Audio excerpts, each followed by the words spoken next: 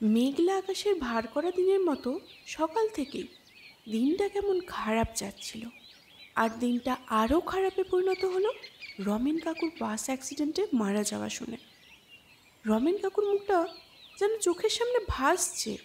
সত্যি অল্প বয়সের মৃত্যু বেশ বেদনাদায়ক।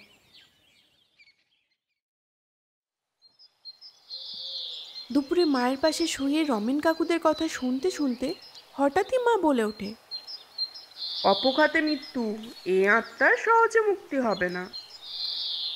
আমি তখন ক্লাস 9-এ পড়ি, বড়দের অনেক কথাই বুঝতে পারতাম, কিন্তু এ কথার মানে আমার ঠিক বোধগম্য হলো না। গ্রামের লোকদের মতো মায়েরও ওই চিরাচরিত বদ্ধ ধারণা, অপঘাতে মৃত্যু হলে নাকি আত্মার মুক্তি হয় না। আমার সাথে যুক্তিতে না পেরে উঠে লাগলো মায়ের সাথে তর্ক বিতর্ক। বুঝতেই পারছো, বাড়ির আর 5টা ছোট ছোট মানুষদের সাথে যা হয় আর কি। হ্যাঁ, ঠিকই ধরেছ, আমাকে বোঝাতে না পেরে। আহ, মাথায় মারছো কেন? অনেক বুঝেছিস, অনেক জেনে গেছিস না, সব কিছুতেই অবিশ্বাস। বুঝবি একদিন, আমার মতো বয়স হোক। যা উঠতো এবার, 5টা বেজে গেল, উনি মায়ের সাথে সারা দুপুর তর্ক বিতর্ক করেই কাটালো। এই, তোর না আজকে অঙ্কের টিউশন আছে? আমি মায়ের কথায় সম্ভ্রম কাটিয়ে সত্যি সত্যি দেখি 5টা বাজতে আর মাত্র 10 মিনিট বাকি। অনেক দেরি হয়ে গেল গো। ঠিক সময়ে না পৌঁছলে স্যার আবার ভীষণ বকবেন। তোমাকে বুঝিয়ে আর কাজ নেই, আমি চলি এখন।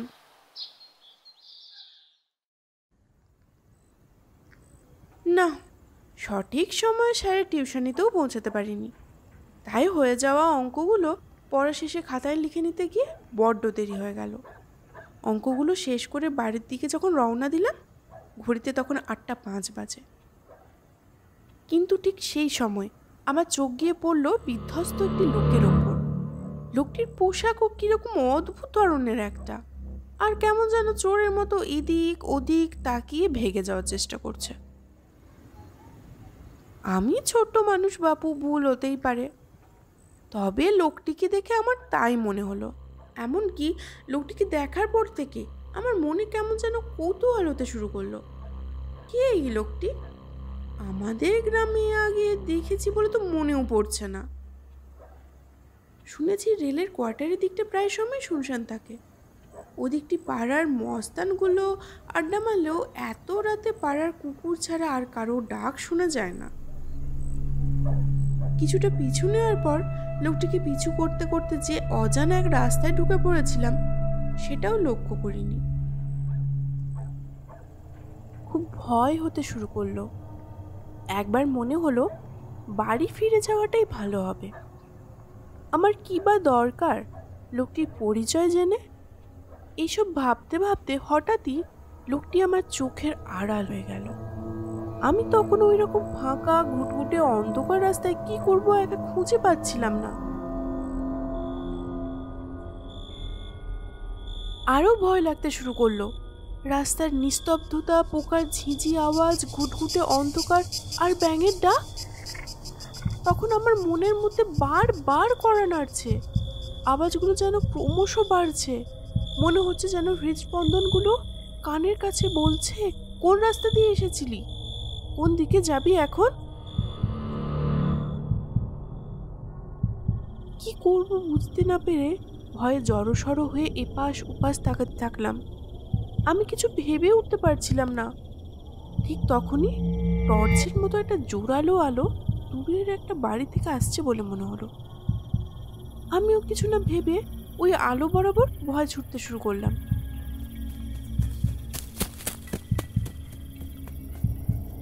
কিছুটা সামনে যেতে দেখি বাড়িটা কেমন যেন অদ্ভুত ধরনের। গল্পের বইতে এরকম বাড়ি দেখেছি। দেখে মনে হলো অনেক দিনের পুরনো বাংলো।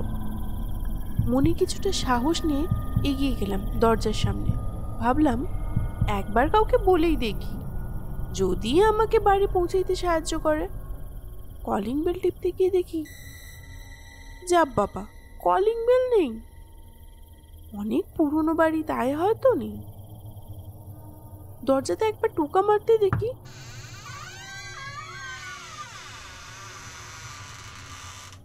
আশ্চর্য, একবার টোকা মারতে দরজা খোলা গেল। আমি কিছুটা ভয়ে চিৎকার করে ডাকলাম, কেউ আছেন বাড়িতে? বাড়িতে কি কেউ আছেন? আমাকে একটু সাহায্য করবেন প্লিজ। কিন্তু কোথাও কারো সারা শব্দ পেলাম না। সামনে কাউকে দেখতে না পেয়ে বাড়ির ভেতরে কিছুটা প্রবেশ করতেই বেশ অনুভব করলাম কেমন যেন অদ্ভুতভাবে চারিদিক গরম বাতাস বইছে। কিছুই বুঝতে পারছিলাম না। এত বড় বাড়িতে সবাই কোথায়? বাড়িতে নিশ্চয়ই কেউ থাকবে, তা না হলে দরজাটাও ওইভাবে খোলা থাকতো না। কিন্তু বাড়ির ভেতরে কোথাও কারো বিন্দুমাত্র চিহ্ন নেই কেন? না, এইসব প্রশ্নের উত্তর পাওয়া থেকে বোধহয় নিজের রাস্তা খুঁজে বাড়ি ফেরাই ভালো। মা বাবাকে বাড়ি গিয়ে বুঝিয়ে বললে নিশ্চয়ই বুঝবে। ঠিক এমনটা ভাবতে ভাবতে কারো যেন ফুপিয়ে ফুপিয়ে কান্নার আওয়াজ পেলাম।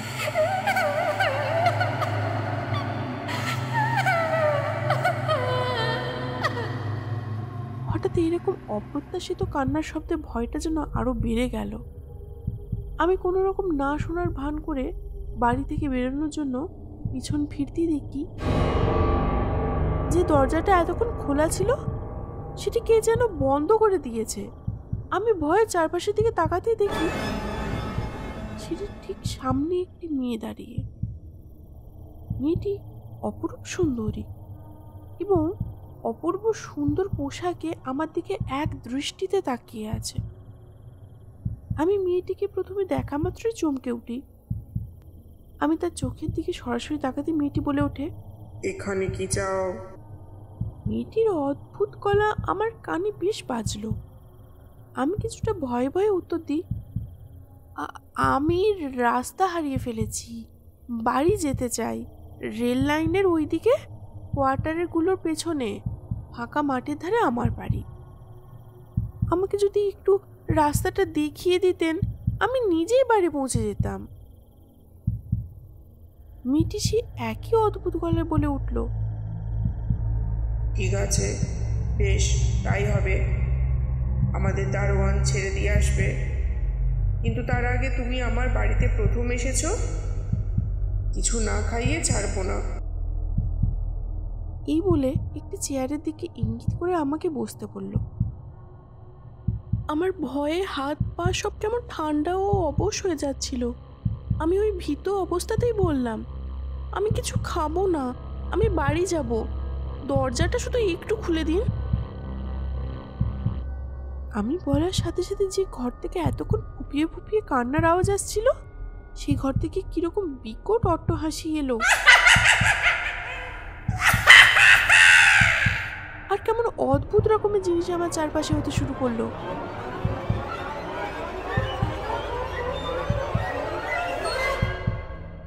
আমি চোখ বন্ধ করে দুই হাত দিয়ে নিজের কান চেপে ধরে পাথরের মতো ওখানে দাঁড়িয়ে রইলাম।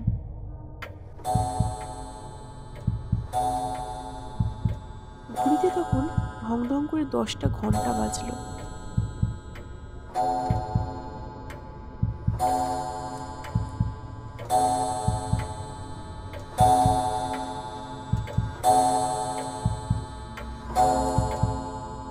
আমার গা হাত পা কাঁপছে। চোখ খুলতে দেখি সামনের মেয়েটি অদৃশ্য। গাছগুলোর ডাল জোরে জোরে নড়তে শুরু করেছে। আমি ভয়ে আত্মচিৎকার করে উঠি, কি হচ্ছে এসব? কিসের এত শব্দ আসছে বারবার? আমি এখান থেকে বেরোতে চাই। কেউ শুনতে পাচ্ছ আমার কথা? সাথে সাথে আমার চারপাশে এদিক ওদিক মুখ ঘোরাতেই হঠাৎ চোখে পড়লো সোফার উপর কেউ যেন শুয়ে আছে। মাথায় ঝাঁকড়া, উস্কো খুস্কো চুল, এত গরমেও গায়ে চাদর মুড়ি দেওয়া। আমার কেমন যেন মনে হলো এরা মানুষ তো আদৌ নাকি ভূত। আমার বুকের মধ্যেটা ভয় কাঁপতে শুরু করেছে, গলা শুকিয়ে যাচ্ছে, কিন্তু তাও আমি ওদের বুঝতে দিইনি আমি ভয় পাচ্ছি। জিজ্ঞাসা করলাম, কে তুমি? সাথে সাথে সেই লোকটি চোখ খুলে আমার দিকে তেড়ে এগিয়ে এসে আমার গলা চেপে ধরলো।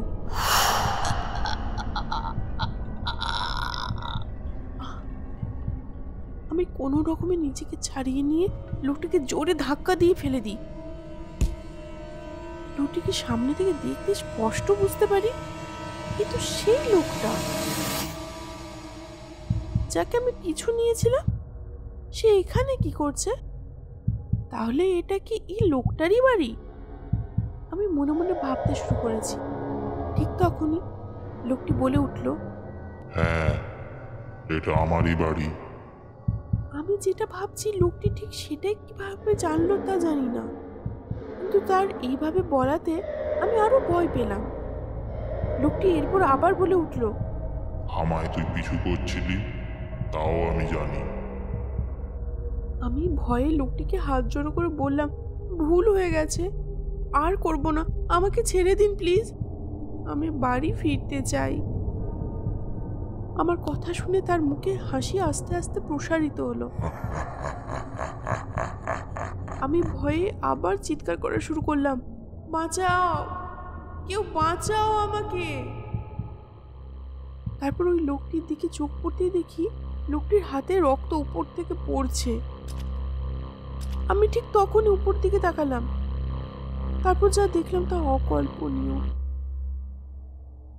তখন যে মহিলাটির সাথে কথা বলছিলাম সে মহিলাটি ফ্যান থেকে ঝুলছে। মেয়েটির চোখ দুটো সামনের দিকে যেন ঠিকরে বেরিয়ে আসছে, জিভটা অনেকটাই বাইরে বেরিয়ে। তারই গলা বেয়ে রক্ত পড়ছে লোকটির হাতে। আমি ভয়ে এসব দেখে আর সহ্য করতে না পেরে কখন অজ্ঞান হয়ে পড়েছিলাম জানি না।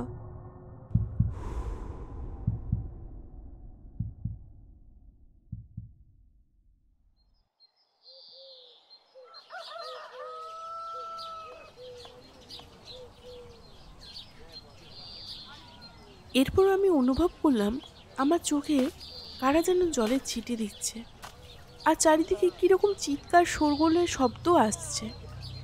তারপর চোখ খুলে দেখি সকাল হয়ে গেছে, আর আমি গ্রামে সেই চেনা কোয়ার্টারের সামনে মাঠে শুয়ে আছি। মনে মনে ভাবছিলাম আমি এখানে শুয়ে আছি কেন, আর এইভাবেই বা কেন।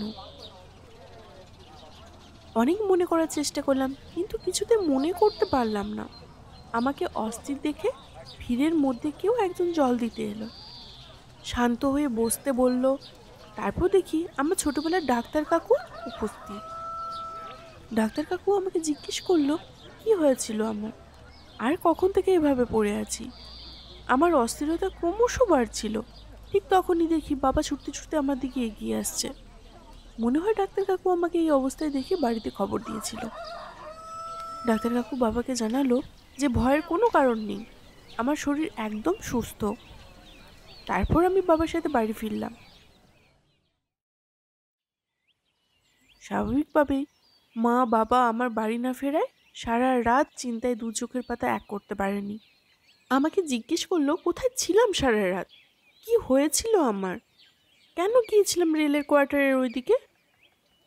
অনেক রাত্রি হয়ে যাওয়ার পরেও বাড়িতে না আসায় বাবা স্যারের কাছে গিয়ে জানতে পারে আমি 8টার সময় স্যারের ঘর থেকে বেরিয়ে যাই। বাবা আমার সমস্ত বন্ধুদের বাড়িতে বাড়িতে খোঁজ নিয়ে আমাকে কোথাও খুঁজে না পেয়ে পুলিশে খবর দেয়। পুলিশ সারা রাত খুঁজেও আমার সন্ধান পায়নি, অথচ ভোরবেলায় বাড়ির রাস্তার উল্টো দিকের রেল কোয়ার্টারের মাঠে আমাকে অচেতন অবস্থায় পাওয়া যায়। আমি তখন তাদের ঠিক কী ঘটেছিল তা বলতে শুরু করলাম। বলতে বলতে ঠিক তখনই আমার মনে পড়ল কাল রাতে আমার সাথে পুরো ঘটনাটি কী ঘটেছিল। মনে পড়লো ওই রহস্যময় লোকটিকে আমাকে একটি গল্প বলেছিল।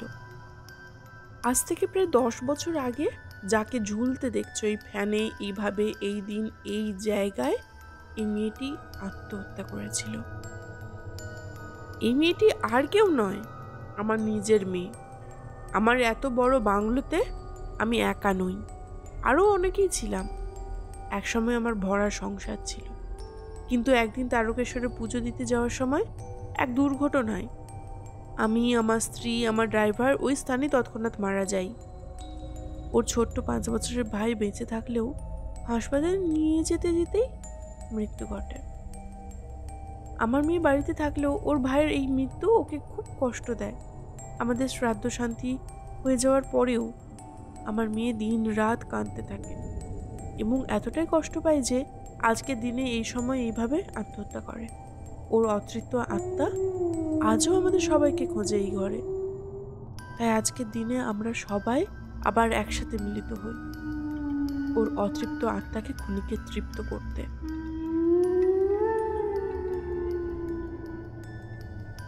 কথাগুলো শেষ হতেই আমার চারপাশে তাকিয়ে দেখি যারা যারা মারা গিয়েছিল তারা সবাই আমার দিকে তাকিয়ে এবং বিকট আওয়াজ করে হাসছে। আর আমি এত কিছু সহ্য করতে না পেরে মাথা ঘুরিয়েই পড়ে যাই। তারপর আর কিচ্ছু জানি না।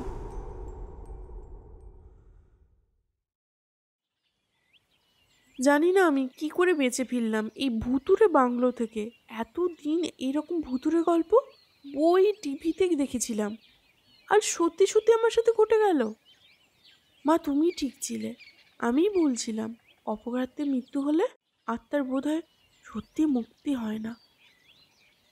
হয়তো এখনো রাতে এই মেয়েটি আর তার বাড়ির সবার অতৃপ্ত আত্মা ঘুরে বেড়ায় অন্য কারোর সাথে অন্য রকম গল্প হয়ে। ওই বাড়ির কোনো অস্তিত্ব সেখানে তারপর থেকে কোনো দিন পাওয়া যায়নি।